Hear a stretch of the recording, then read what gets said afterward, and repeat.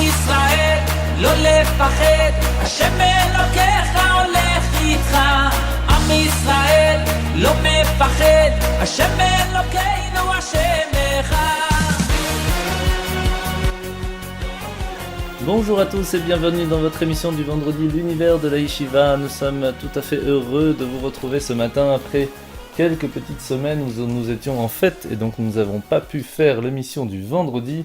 Mais ça y est, c'est reparti pour un tour. Nous allons recommencer cette année, Bezrat Hashem, avec beaucoup de joie, beaucoup de force, surtout avec nos nouveaux locaux dans Radio Judaïka qui sont vraiment magnifiques et qu'on espère qu'il y ait beaucoup de hatzlacha, beaucoup de réussite. Et on peut remercier en tout cas tous ceux qui ont participé pour ces magnifiques locaux que Bezrat Hashem, ça nous amène beaucoup de réussite, de joie et de santé. Alors pour commencer cette émission ce matin, nous allons passer un petit peu en revue bien sûr la parachate de Noach. Noach qui est arrivé dans une génération où toute sa génération était une génération catastrophique, où les gens faisaient beaucoup de problèmes. Ils tuaient, ils volaient, ils faisaient tout ce qu'il ne fallait pas. Mais en fin de compte, dans toutes les générations, il y a eu des soucis. Qu'est-ce qui a fait que Dieu à ce moment-là s'est dit « ça c'est pas possible, ça il faut qu'on arrête ça tout de suite, il faut tout détruire pour pouvoir recommencer à zéro ». Alors en fait ça a commencé au bout d'un moment lorsque Lémech est arrivé.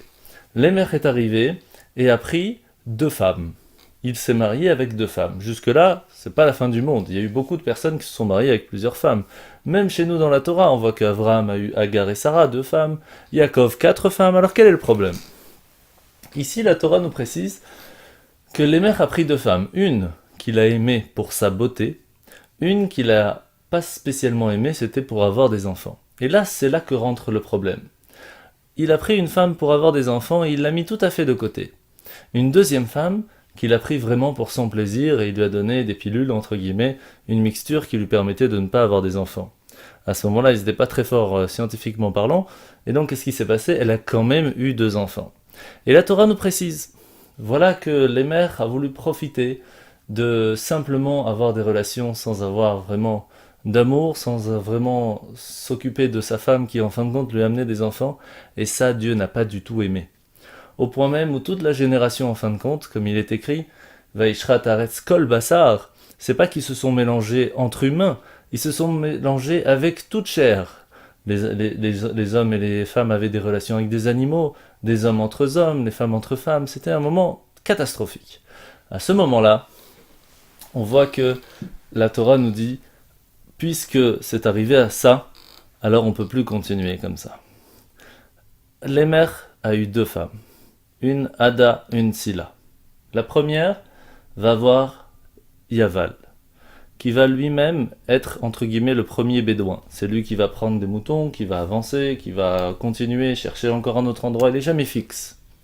Lorsqu'on a des enfants simplement pour avoir des enfants sans vraiment les éduquer, sans vraiment leur donner quelque chose, simplement en les laissant vivre, malheureusement ça va amener que lui-même, l'enfant, ne va pas trouver son chemin, il va se chercher tout le temps. Un deuxième va arriver, Yuval, qui lui va s'occuper de faire de la musique. Mais pourquoi de la musique ? Pour adorer les idoles. Ça non plus, c'est pas bon. Utiliser son potentiel et sa grandeur que Dieu peut nous donner, et en fin de compte l'utiliser pour des choses futiles. Dommage.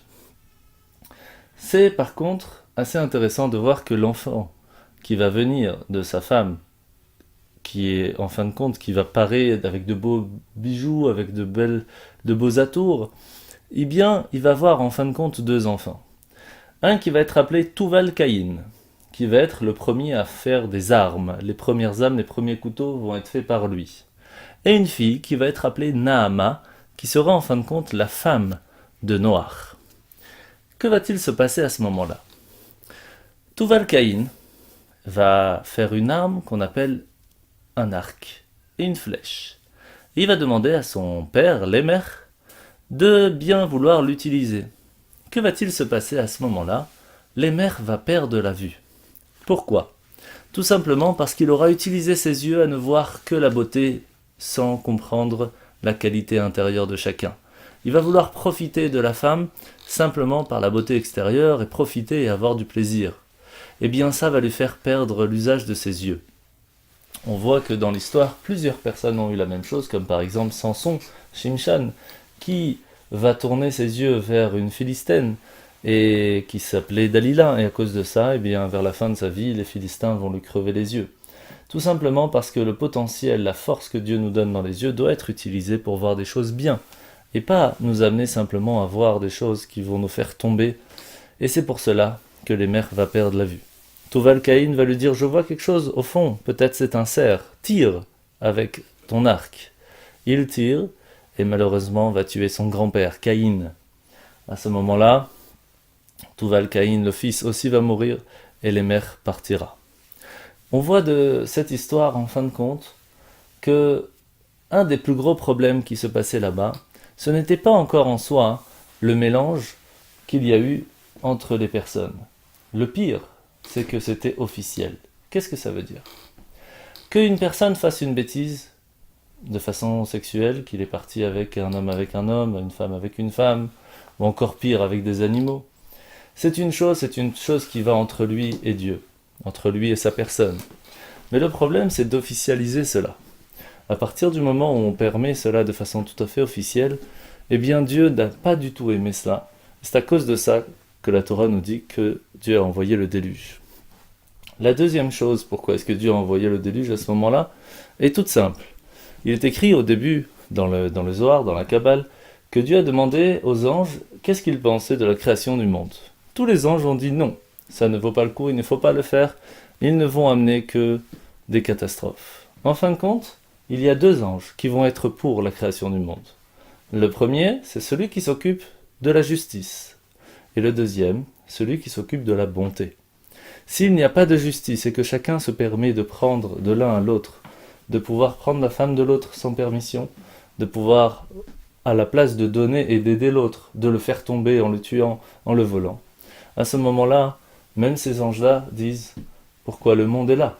Cela ne sert à rien. » Et c'est pour cela qu'à cause de ces deux grandes fautes, le vol et les relations interdites, que Dieu va choisir de détruire le monde. Et c'est pour cela que Noé, dans l'arche, Noé, va lui-même changer ces deux choses. Premièrement, il va interdire les relations, interdire la possibilité d'avoir des enfants dans l'arche. Pendant plus d'1 an, il était interdit, que ce soit pour les animaux, que ce soit pour les humains, d'avoir des relations avec son conjoint. Et deuxièmement, il va aider, il va donner toute sa nourriture, tout son temps, tout son bien, pour pouvoir donner la possibilité aux animaux de survivre pendant cette année de déluge. C'est ces deux choses qui vont pouvoir faire réparer les fautes et pouvoir recommencer le monde avec une nouvelle force. Rappelons-nous de cela, et en fin de compte, cette promesse que Dieu nous a dit lorsque Noé est sorti de l'arche, qu'il ne refera plus le déluge. C'est l'arc-en-ciel, pour nous rappeler cet arc qui est en direction, en fin de compte, de Dieu, pas en direction de nous. Quand on regarde l'arche, il est rond vers Dieu, vers le ciel. C'est parce qu'il est en direction de Dieu. Dieu nous dit, vous êtes en train de fauter envers moi, vous voulez essayer de me tuer, vous voulez essayer de me mettre de côté. Sachez que la seule raison pourquoi je ne réponds pas, c'est parce que je l'ai promis à Noach. Réfléchissons un petit peu à ça, et Bezrat Hashem, on n'aura pas besoin de voir l'arc-en-ciel. Car l'arc-en-ciel, comme je viens de vous l'expliquer, c'est un moment où Dieu se fâche, il est prêt à détruire le monde. Et la seule chose pourquoi il ne le fait pas, c'est parce qu'il l'a promis à Noach à ce moment-là. Ça, c'est un des messages de la Parashat Noach.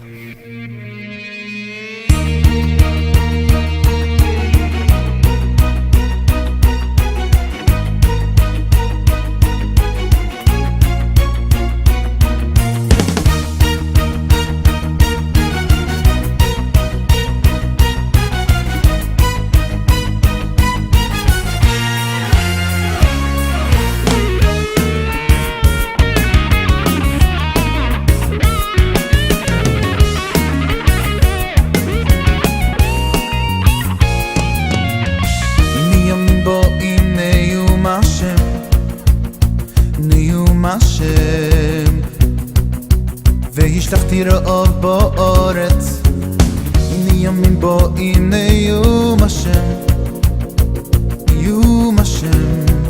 והשלכתי רעב בארץ,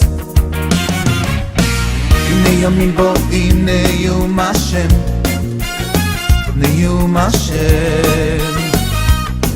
והשלכתי רעב בארץ, הנה ימים באים נאום השם, נאום השם.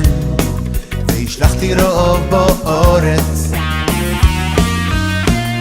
לא רעב ללחם ולא צמא למים כי אם לשמוע את דברי השם את דברי השם כי אם לשמוע את דברי השם את דברי השם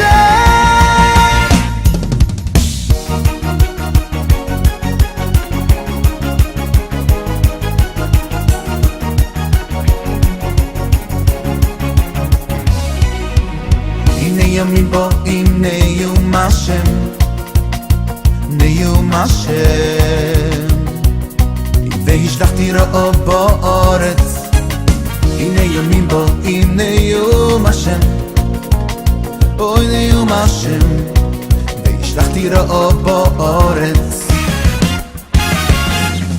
לא רעב ללחם אוי ולא לא צמא למים כי אם לשמוע את דברי השם את דברי השם כי אם לשמוע את דברי השם את דברי השם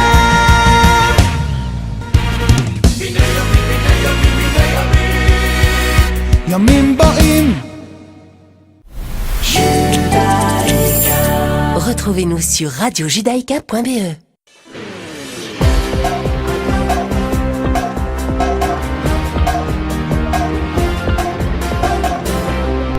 Nous revoilà sur Radio Judaïka. Je vais vous laisser écouter quand même le Rav Raphaël Halimi qui est avec nous presque chaque semaine pour nous parler un petit peu d'un sujet quand même très intéressant. Dans notre semaine, nous allons parler avec le Rav Raphaël Halimi de l'immortalité. L'énergie divine des premiers instants de la création a permis en fin de compte aux hommes de vivre pendant près d'un millénaire. Adam par exemple 930 ans, Mathusalem, Methuselah 969 ans. Qu'est-ce qui a eu comme changement radical au temps d'Abraham pour que l'homme ne puisse plus dépasser la centaine ou alors très difficilement? Est-ce qu'il y a eu un lien entre la bonne conduite de l'homme et la durée de sa vie? Pourquoi les bons partent ou souffrent alors que les méchants profitent et vivent? Est-ce qu'on peut vivre éternellement? Toutes ces questions, tout de suite, avec le Rav Raphaël Halimi. Shalom Uvracha. Aujourd'hui, nous parlerons de l'immortalité, de la vie éternelle, de la longévité des jours, de la durée de la vie. Pendant les premiers millénaires de la création du monde, eh bien, les gens vivaient près de 1000 ans. Bien plus qu'après, car à partir d'Avraham Avinu à peu près, eh bien, il y eut une chute considérable dans la durée de vie des gens et la moyenne était de moins de 100 ans, jusqu'à 120 ans d'après nos sages. D'ailleurs, il est écrit Yemei shenoteinu bahem shivim shana. Nos jours étaient de 70 ans. Ve'im bigvurot shmonim shana. Et si l'homme avait le mérite d'avoir des forces, alors il pouvait arriver à 80 ans. Il y a d'ailleurs une divergence d'esprit entre le Maïmonide et le Nachmanide à propos de cela. Le Maïmonide, un avis beaucoup plus cartésien, nous disait que lorsque l'on dit qu'à l'époque de la création du monde, les gens vivaient près de 1000 ans, ce n'est qu'une image. Et ceux qui arrivaient peut-être à cet âge se nourrissaient de nourriture peut-être particulière. C'était des hommes d'exception. Mais la plupart des gens en vivaient beaucoup moins que cela. Alors que Nachmanide, qui quant à lui a un état d'esprit beaucoup plus mystique, profond et kabbalistique, disons, eh bien, il disait que lorsque l'on dit que les gens vivaient près de 1000 ans, c'était réel. La prophétie, nombreux de nos prophètes nous disent que lorsque viendra l'avènement messianique, nous vivrons même beaucoup plus que 1000 ans. Comme nous dit le prophète Isaïe, chapitre 25, Bila Amavet la Netzach. La mort sera annihilée pour l'éternité. La question se pose. On sait bien que la force d'un produit prouve de la force du producteur. La grandeur d'une création prouvera de la grandeur du créateur. De ce fait, Si l'homme a été créé donc à l'image d'Hachem, qui est quant à lui infini, illimité, au-dessus de toute nature, eh bien on devrait, nous, hommes, être immortels, sans maladie ni faiblesse. Cela prouve peut-être, chas v'shalom, de l'inverse de la grandeur de Dieu? Bien sûr que non. Bien sûr que non. La maladie et la mort font partie justement de la volonté et de l'objectif divin. Hachem a tout créé. Tout ce qu'il a créé n'est pas un hasard. Chaque molécule qui remplit notre être a une fonction bien précise. Chaque membre a une place qui lui a été donnée et une fonction particulière. Et toutes ces forces, que ce soit par rapport à l'être de manière particulière et individuelle, et à toutes les créatures de cette terre, et à tous les astres de cet univers, tout cela ne sont faits que pour l'etaken olam bemalchut shaddai, afin de réparer le monde à l'acceptation du joug divin, de la royauté de Dieu sur terre, afin de dévoiler la force divine qui en réalité est cachée dans la matière. Tout l'univers participe à ce projet. Les non-juifs avec les 7 lois de Noé, les juifs avec les 613 lois, les végétaux, les animaux. Et en réalité, tout s'imbrique comme un puzzle. Nous sommes dépendants l'un de l'autre. Il y a une corrélation toute particulière entre les particules, effectivement, mais surtout entre les créatures. Et afin de mettre à jour ce projet, Dieu nous donne le nombre d'années nécessaires que nous avons besoin pour cette mission. Et quand cette mission, la nôtre, est terminée, alors on quitte ce monde, on meurt. Notre neshama quitte notre corps et nous vivrons une autre dimension où nous reviendrons sur terre. Adam, le premier homme, le bijou de la création, quant à lui devait vivre éternellement. C'était prévu pour lui qu'il soit immortel. Et tout devait être sur ses épaules. Il devait préparer le monde, Bemalchut Shaddai, à lui tout seul, comme il est écrit dans le Shara Yesodot et le livre Bet Elohim. Il aurait pu recevoir lui-même Torah et Mitzvot sans qu'on puisse passer par tous les exils, les épreuves, l'Égypte, le don de la Torah. Malheureusement, il a perdu ce mérite. Donc, pour résumer, il y a plusieurs variations de façon comment est-ce qu'on peut gagner des jours à vivre, des années à vivre, on peut perdre des années à vivre. Comment ça fonctionne? Comment est-ce qu'on peut avoir la Arichut Yamim ou le Kitsur Yamim Chas v'Shalom? Comment ça fonctionne? Arichut Yamim, c'est la longévité des jours. Donc, le nombre croissant d'années qui nous permet de vivre. Alors que Kitsur Chaim, c'est l'inverse, le raccourcissement de nos jours. Arichut Yamim, c'est de pouvoir vivre plus longtemps, en meilleure santé physique et morale. On raconte l'histoire à propos d'une femme dans le traité de Chagiga, dans le Talmud, qui se nommait Myriam, qui faisait grandir des enfants, de sorte d'orphelins, et qui, pour une raison qui est hors sujet, a dû quitter ce monde. Et les années qui lui restaient à vivre, puisqu'elle avait encore de nombreux enfants à ramener et à s'occuper, donc elle n'avait pas fini sa mission, eh bien les années qui lui restaient à vivre ont été données en cadeau à une personne qui était un Talmid Racham, un érudit en Torah, et il a pris sa fonction.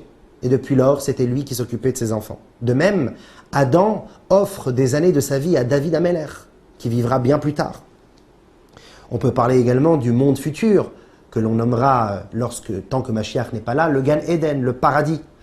Dans le traité Avot, le Maxime des Pères, eh bien, Avraham, on va dire, se procure la jouissance du Gan Eden, qui aurait dû être donné en infime partie aux Réchaïm, aux impies qui ont vécu à l'époque de Noé. Avram les récupère. C'est pour cela que le Maxime des Pères dit « Je crée le monde pour les tzadikim qui jouissent de ma lumière ». Donc on peut aussi récupérer du temps, même là-haut. Ça c'est pour Arichut Yamim. Il y a également Kitsur Chaim, le raccourcissement des jours. C'est si on ne fait pas ce qu'il faut. Si on s'écarte du droit chemin, alors HaKadosh Baruch Hu nous rappelle là-haut. Comme nous dit le Midrash Tanchuma, Al Yedei Yetzer Hara Hashanim Mitkatzrot. À cause du mauvais penchant, nos années se raccourcissent. Comme on a vu également dans la Bible avec Hanor. Dieu ne voulait pas qu'il continue à pécher, alors il l'a enlevé de ce monde. Cela dit, on peut également voir la théorie inversée. On peut des fois partir de ce monde très tôt, lo aleinu, sur jamais personne, avec beaucoup de santé pour chacun de nous. On peut partir de ce monde très tôt, parce qu'on a justement fini la mission que Dieu nous avait léguée. Et des fois, rester beaucoup plus de temps parce que notre mission n'a pas été encore effectuée, notre quota n'a pas été élaboré. Et souvent, de pouvoir rester dans ce monde, de devoir rester dans ce monde, peut être une plus grande souffrance que de le quitter. On expliquera à travers cela la raison de certaines personnes qui sont des êtres merveilleux et qui partent avant l'heure, alors que d'autres impies sont encore vivants et jouissent de ce monde.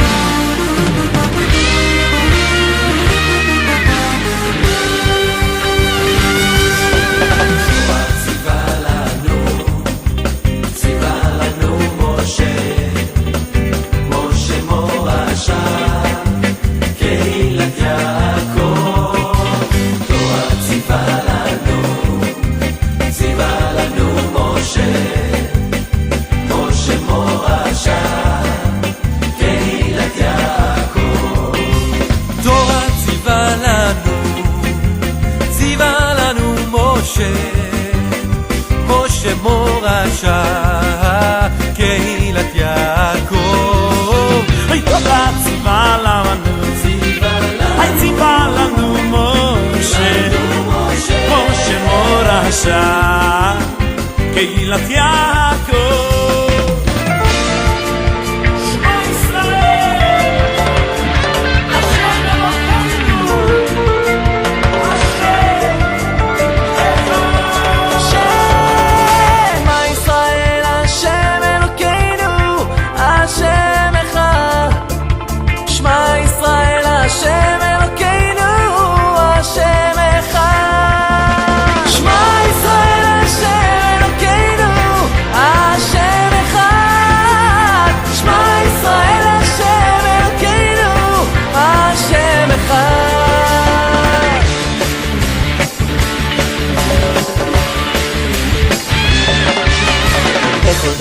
חייב אדם לראות את עצמו כאילו הוא הוא יצא ממצרים לילה כאילו הוא יצא ממצרים בכל דור חייב אדם לראות את עצמו כאילו הוא יצא ממצרים כאילו הוא יצא ממצרים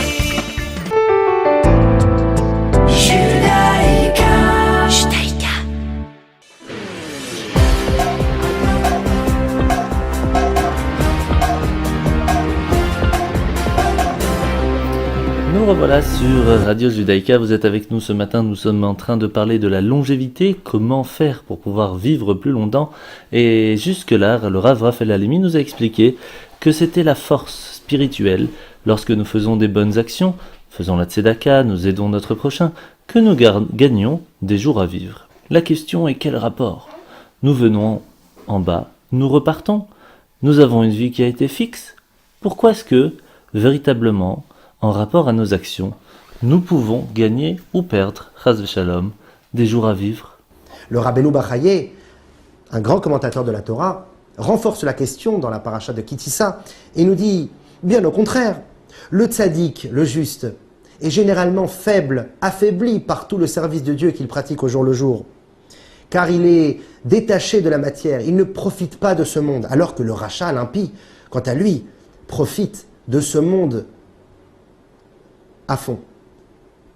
Il fera du sport à outrance, il dormira de longues heures de sommeil et se nourrira de mets gras. Bien sûr, on doit manger, dormir, faire du sport, c'est important. Mais tout cela doit servir après pour le bien et non pas pour le simple fait de s'être fait plaisir. Et pour autant, on peut voir que le rachat rallonge sa vie justement grâce à ses comportements physiques qui peuvent le maintenir en bonne santé, alors que le tzaddik s'affaiblit, s'afflige des souffrances. Donc, lorsque l'on dit que le tzaddik, puisqu'il est juste, vit plus longtemps et que le rachat, puisqu'il est l'inverse, vit moins longtemps, c'est complètement surnaturel et c'est justement pas ce qu'on voit au jour le jour. Eh bien, Rabbeinu Bachaye répond à cette question avec deux réponses. Il nous dit la première chose, il nous dit que si on voit des fois des tzadikim, des justes, des gens bien, partir tôt, et des rechaïm, des gens mauvais, partir plus tard, et rester dans ce monde, c'est que peut-être, justement, HaKadosh Baruch Hu, et on ne connaît pas les calculs de Dieu, a vu chez ce rachat, chez cet impie, qu'il était rachat Eino Gamour, comme nous dit le Talmud. Un impie qui n'est pas complètement impie, un impie qui se remet en question à chaque fois. Et puisqu'il a cette pensée, et qu'il est impie, c'est-à-dire qu'il est dans un monde de matérialité et de bassesse, mais qu'il a quand même cette pensée, cela est compté peut-être aux yeux de Dieu comme un effort. C'est la raison pour laquelle il le laissera vivre. Alors que le tzaddik, tant qu'il n'est pas arrivé encore au niveau de Gamour, c'est-à-dire d'être un tzaddik juste, et qu'il est encore au niveau du tzaddik she'eino Gamour, juste imparfait, un juste qui n'est pas encore arrivé à la plénitude de sa justice, eh bien, quant à lui, il devra retourner là-haut. Alors bien entendu, on ne connaît pas les calculs divins. On ne sait pas, on est obligé de tout faire dans notre vie parce qu'on ne sait pas exactement quelle est l'action qui sera celle qui nous prodiguera le contentement de Dieu ou pas. Mais déjà, c'est pour répondre au fait que les tzadikim peuvent partir et les rechaïm rester. Deuxième réponse que Rabbeinu Bachaye nous donne, c'est que le rachat, l'impie, profite dans ce monde-ci au maximum, certes, mais tout ça, il le pompe de son monde futur. Il est en train d'extraire tous les mérites qu'il aura dans le monde de l'au-delà. Comme on l'a vu tout à l'heure avec Abraham, qui se procurera ces mérites des Rechaïm de la génération de Noé. Alors que le tzaddik, peut-être souffre dans ce monde, ne profite pas de la matière et de la bassesse de ce monde-ci, mais il est en train de semer une récolte merveilleuse qu'il pourra donc en jouir lorsqu'il sera dans le monde de là-haut.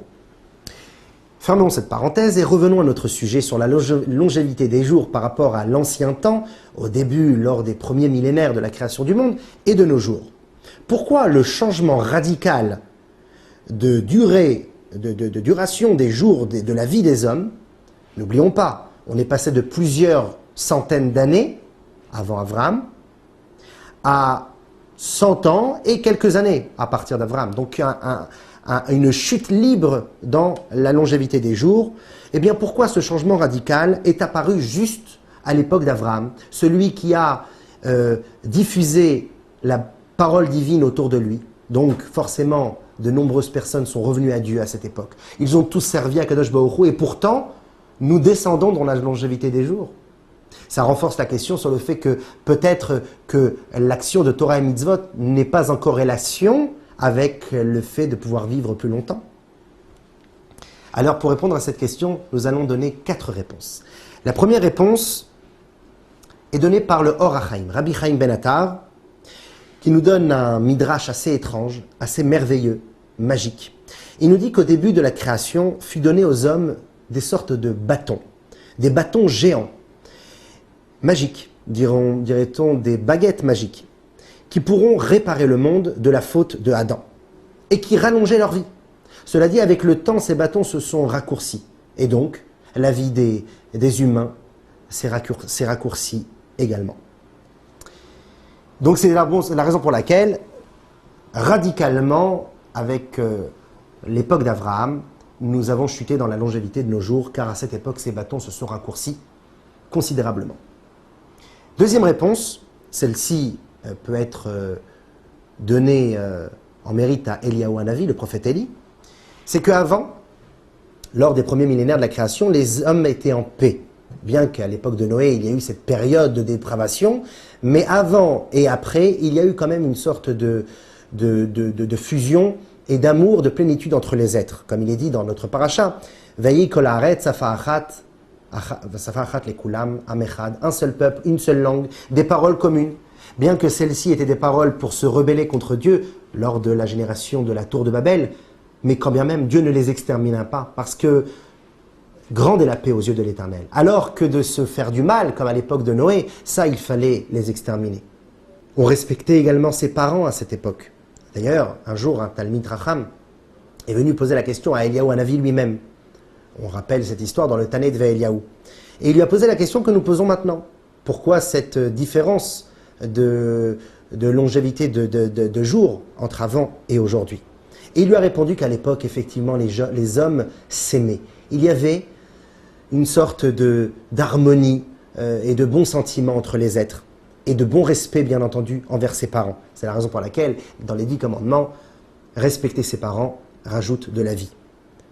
Et Eliyahu Hanavi continue et dit « Chet respectait son père Adam énormément, alors que bien plus tard, avec le temps, ça s'est affaibli, et Enoch manqua de respect à son père Chet. » Alors avec tout ça, est-ce qu'on peut quand même expliquer qu'il y a quand même une sorte de dégradation dans les générations? Est-ce que ça a commencé avec Adam et puis doucement ils ont perdu des jours à vivre? On voit quand même qu'il y a une différence d'âge entre Adam et Noach et qu'il y a une différence d'âge énorme entre Noé et Abraham, plus de 400 ans de différence. Donc quand même, est-ce qu'il y a une différence? Est-ce qu'il y a une dégradation doucement des générations?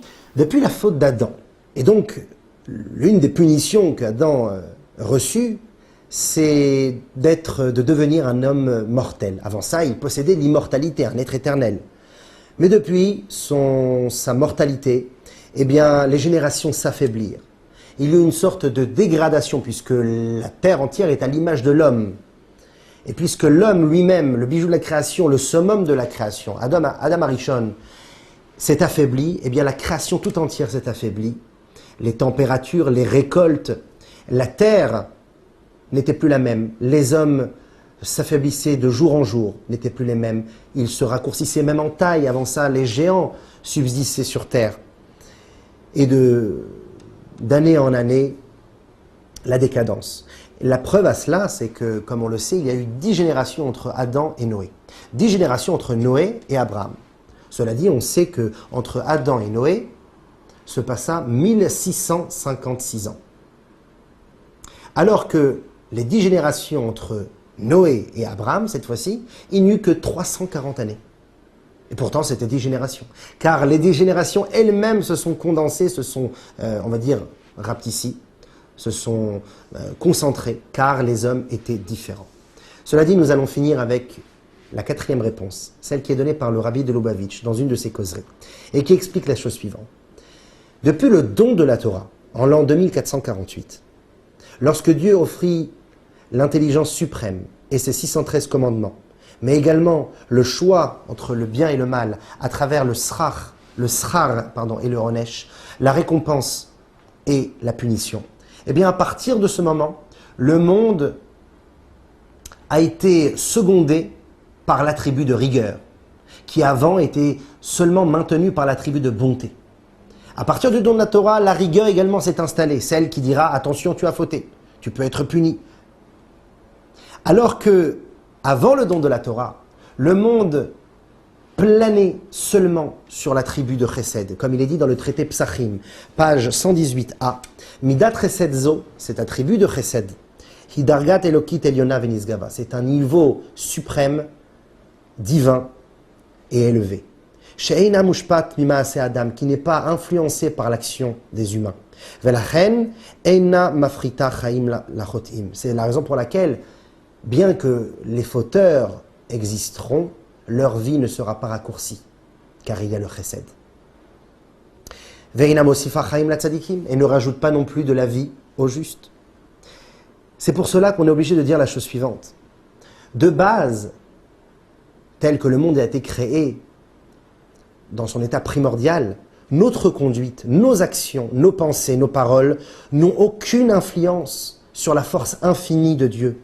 Comme il est dit dans Eïov, Job, « Im chatata matifalbo » si tu as fauté, que cela sera-t-il accompli sur Dieu. « Verabu pesha'acha mata'aselo » et le nombre de tes erreurs, que lui feront-ils. « Im tzadakta matitenlo » et si tu as fait du bien, que lui donnera-t-il. « Umma miyadecha ikar » et que prendra-t-il de ta main? Nous ne sommes rien. Alors que, à partir du don de la Torah, lorsque l'homme est impliqué, il devient un acteur, une délégation pour Dieu ici-bas, un coéquipier, où les mondes spirituels descendent dans les mondes inférieurs afin de les influencer et de les élever vers là-haut, grâce à notre Torah, à nos mitzvot, nos bonnes actions, nos bonnes mœurs, eh bien nous pouvons influencer le verdict divin sur la longévité de nos jours. Et là, effectivement, il y a une corrélation profonde entre le tzaddik et sa vie. Bien entendu, comme on l'a dit, on ne connaît pas les calculs divins. Mais nous pouvons changer le destin grâce à Torah et à mitzvot. Et pour finir, lorsque Mashiach viendra, on vivra effectivement, comme on l'a dit tout à l'heure, éternellement, on sera immortel. Même nos armes, nous disent nos prophètes, se transformeront en outils de récolte et d'agriculture. Car alors dominera le chesed qui a dominé le monde avant le don de la Torah, d'une manière illimitée. Et nous pourrons jouir de toute la Torah et les mitzvot que nous avons pratiquées avant l'avènement messianique, qui jusqu'alors étaient encore enfermés dans la matière, où nous ne pouvons encore ressentir les vraies récompenses. Eh bien, lorsque Mashiach viendra, cela explosera et nous donnera une puissance telle que nous pourrons arriver à l'immortalité sûre. Shabbat Shalom et à très bientôt.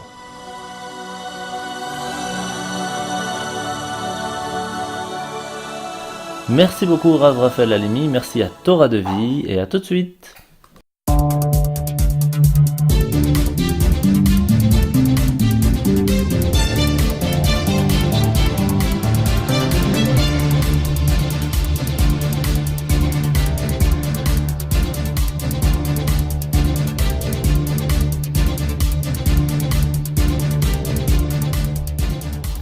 Nous revoilà sur Radio Judaïka et nous allons parler un petit peu de ce qui s'est passé cette semaine. Cette semaine, le 25 Tishri, lorsqu'on parle d'un tzaddik injuste, il y a plusieurs choses à avoir à l'esprit. La première chose, c'est le tzaddik qui est le fondement du monde. Et malgré les tourmentes de l'histoire de ce tzaddik, le peuple juif réussit à survivre grâce à une personne bien spécifique qu'on appelle un tzaddik. La seconde chose, c'est que lorsque le tzaddik décide, l'Éternel s'exécute. Pourquoi ? Parce que le tzaddik, c'est le symbole vivant de la piété et de la vertu. Et c'est pour cela que c'est lui qui gère, entre guillemets, un petit peu le monde au moment où il se trouve avec nous.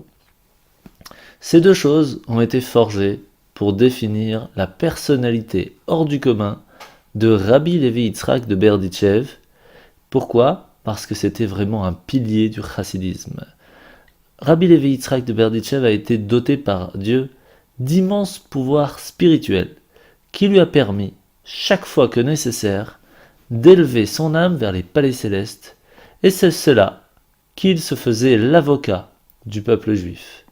Et le plus souvent, heureusement, il obtenait gain de cause. Au moment de la prière des 18 bénédictions de la Hamida, juste avant la Kedusha, Rabbi Levi Yitzhak entonne d'une voix tremblante le cantique de « Lesquels aurèrent dîne à l'Éternel qui juge ». Chacun des fidèles sent alors son cœur se serrer. Chacun est réellement et profondément conscient de comparaître à cet instant devant le roi des rois qui préside le tribunal d'en haut, qui juge la terre entière. Lorsqu'il faisait le Avinu Malkeinu, un seul et même cri jaillit de toutes les bouches. « Considère-nous avec bienveillance et miséricorde. Autrement, nul d'entre nous ne pourrait résister face à toi. » C'est ça, la force de Rabbi Levi Yitzhak de Berditchev. Et pourtant, le 25 Tishri, c'est la Iloula de Rabbi Levi Yitzhak de Berditchev, le départ tragique de ce grand rabbi qui a marqué l'histoire.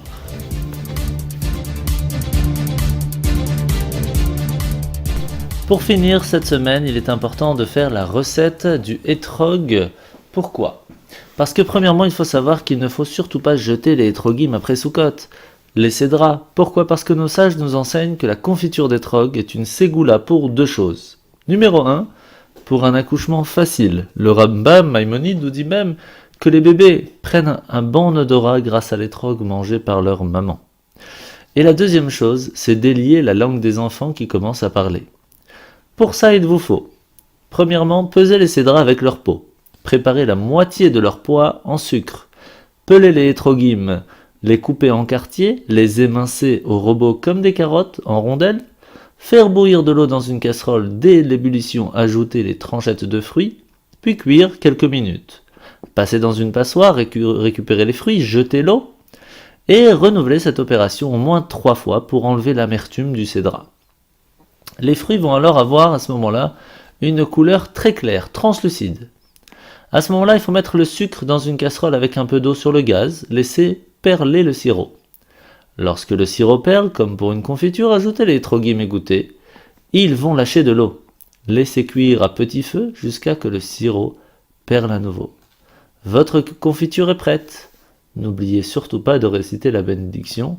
Boré, Péri, Aetz. כל ישראל יש להם חלק לעולם הבא שהם מרוויח את כולם צדיקים לעולם ירשו הארץ נצר מתי מעשה ידיי להתפאר לעולם ירשו הארץ נצר מתי מעשה ידיי להתפאר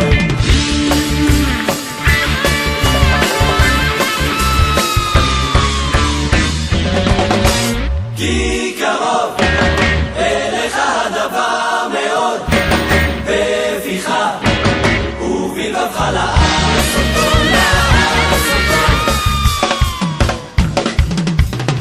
והנה השם ניצב עליו ומלוא כל הארץ כבודו ומביט עליו ובוחן כליות ולב עם עובדו כראוי ומביט עליו ובוחן כליות ולב עם עובדו כראוי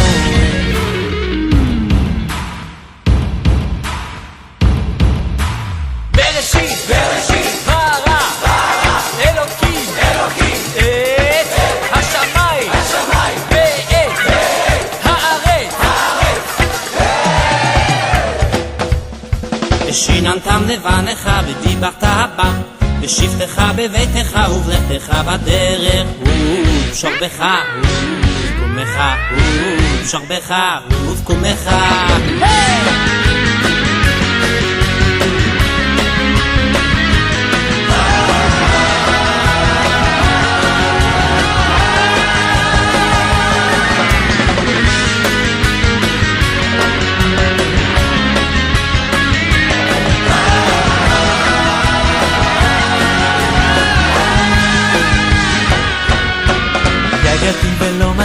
יגעתי ולא מצאתי, יגעתי ולא מצאתי, אל תאמין. לא יגעתי ומצאתי, לא יגעתי ומצאתי, לא יגעתי ומצאתי, אל תאמין. יגעתי ומצאתי, תאמין. יגעתי ומצאתי, תאמין.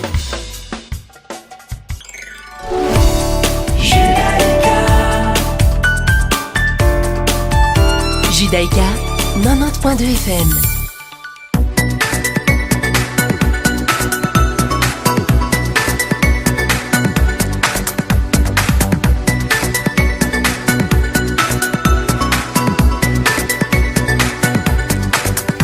Et bien voilà, nous allons maintenant passer à la paracha de Noach pour les enfants. Je vais vous, très rapidement, en bref, vous raconter l'histoire de Noach.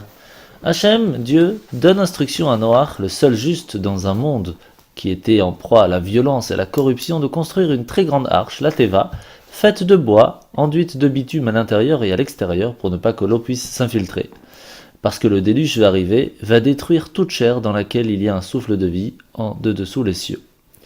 Noach rentre dans l'arche avec toute sa famille, un couple mâle et femelle de chaque espèce animale, et lorsque la pluie tombe pendant 40 jours et 40 nuits, il ne va rester que Noach et ceux qui étaient avec lui. Après plus de 150 jours, les eaux commencent à diminuer. L'arche va se poser sur le mont Ararat. Le 10e mois apparaissent les sommets des montagnes, et c'est 40 jours plus tard que Noach va ouvrir la fenêtre de l'arche, envoyer un corbeau puis une colombe. À son deuxième envol, la colombe revient en portant en son bec une feuille d'olivier. La troisième fois, elle ne revient plus. Noach écarte alors le plafond de l'arche, et voici que la surface du sol était asséchée. Dieu lui ordonne alors de quitter l'arche, d'en faire sortir les animaux, de repeupler la terre. C'est comme ça que Noach va construire un autel et y offrir des sacrifices. Dieu bénit Noach et ses fils, les avertit du caractère sacré de la vie, le meurtre étant interdit, ainsi que la consommation de chair animale encore vivant. Et il va établir son alliance avec l'humanité en lui donnant l'arc-en-ciel comme signe. Noach va planter une vigne, va s'enivrer du vin produit. 2 de ses fils, Shem et Yafet, sont bénis pour avoir recouvert la nudité de leur père dans sa tente, alors que le 3e Cham est maudit, pour avoir vu et avoir raconté la déchéance de son père. La descendance de Noach forme un seul peuple, à la langue commune, pendant plus de 10 générations. Puis ils vont défier Dieu, en construisant une très grande tour, qu'ils veulent symbole de leur invincibilité. Dieu confond alors leur langage, de telle sorte que l'un ne comprend plus l'autre. Ils abandonnent alors leur projet, se dispersent à la surface de la terre, se séparant en 70 nations. La paracha s'achève avec la chronologie des générations qui vont de Noach jusqu'à Avraham, qui deviendra bien sûr Avraham, et le voyage de ce dernier de Ur-Kasdim à Haran, sur le chemin vers le pays de Canaan. Maintenant, je vais vous laisser quelques minutes de profiter avec Benny de Yeladim. Alors c'est parti. Mais attends Benny, tu n'as pas demandé le nom de la paracha de la semaine. Mais oui, c'est quoi le nom de la paracha de la semaine? Bravo, la paracha de la semaine c'est Noach. La paracha de la semaine, la paracha c'est Noach. La paracha de la semaine, la paracha c'est Noach. La première chose sur notre liste c'est le Dvar Torah. Allons le chercher chez le sage de la forêt.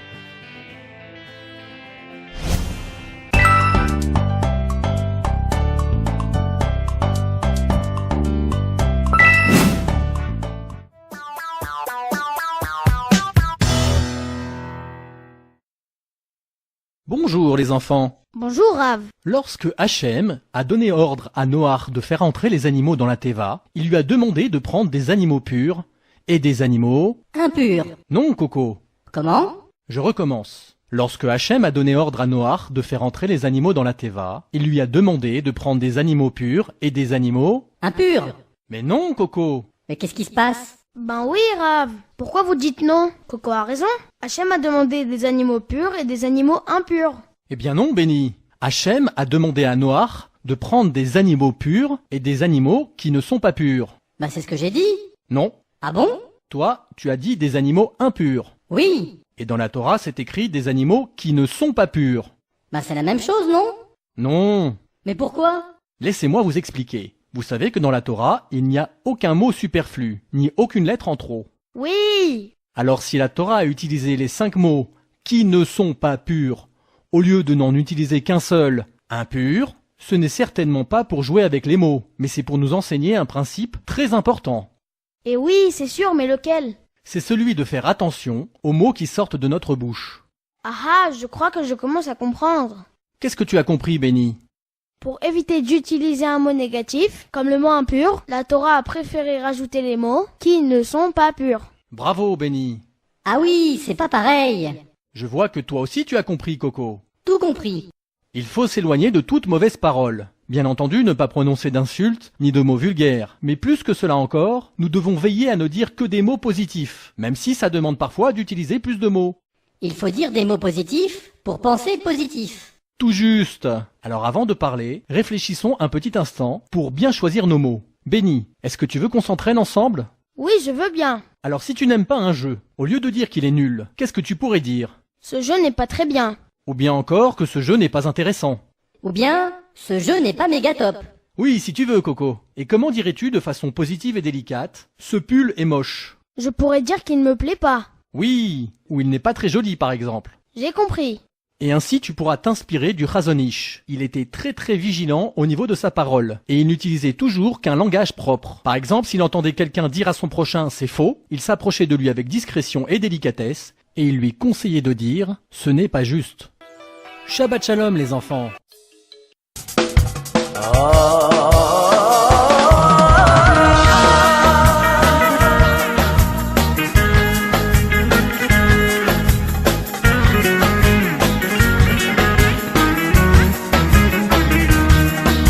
ואהבת לרעך כמוך, ואהבת לרעך כמוך, רבי עקיבא אומר, זה כלל גדול בתורה.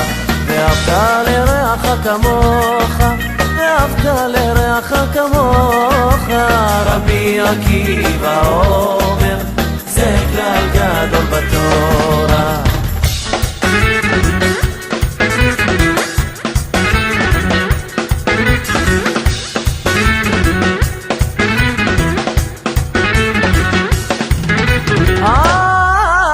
וזה כל האדם בתכלית בריאתו ובריאת כל העולמות העליונים ותחתונים להיות להיות לא דירה זו בתחתונים, וזה כל האדם ותכלית בריאתו ובריאת כל העולמות העליונים ותחתונים, להיות לא דירה זו בתחתונים.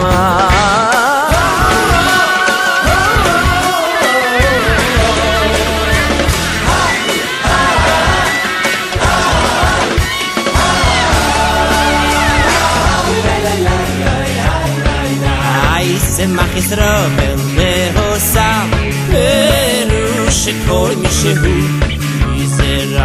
ישראל יש לו לשמוח בשמחת השם הששש ושמח בדירתו בתחתונים, יש לו לשמוח בשמחת השם הששש ושמח בדירתו בתחתונים.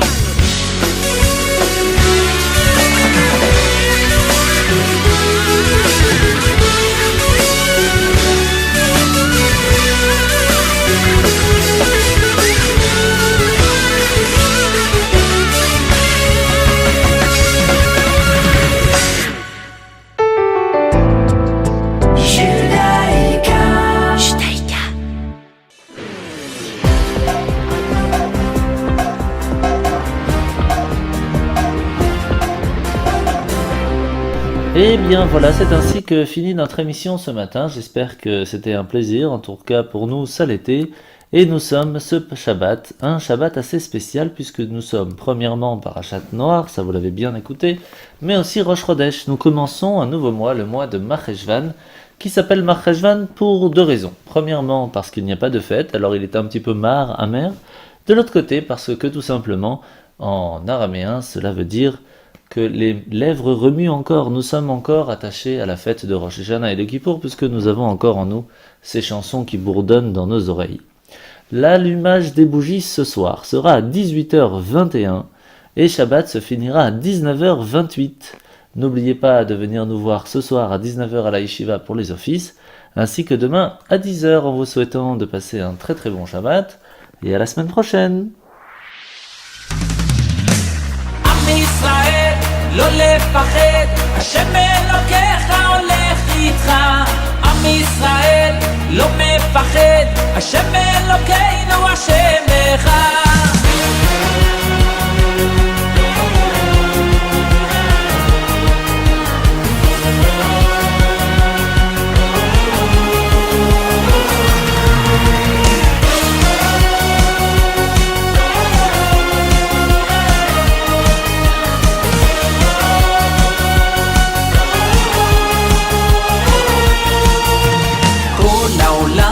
גשר צר, והעיקר לא לפחד כלל, ומלמעלה הוא שומר, צר ואויב לא יתקרב, אח לאח ויד ביד, ישראל זה עם אחד, ומלמעלה הוא עוזר, שומר שומר ישראל.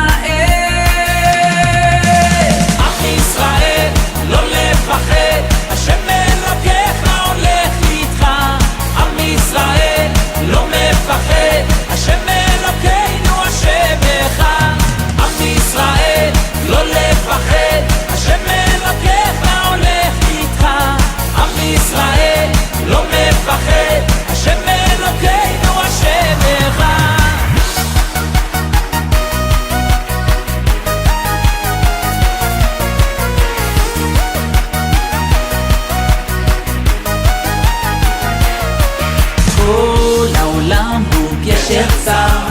והעיקר לא לפחד כלל, ומלמעלה הוא שומר, צר ואויב לא יתקרב, אח לאח ויד ביד, ישראל זה עם אחד, ומלמעלה הוא עוזר, שומר שומר ישראל. עם ישראל לא לפחד, השם אלוקיך הולך איתך. עם ישראל לא מפחד, השם אלוקינו השם אחד. עם ישראל לא לפחד, השם אלוקיך הולך איתך.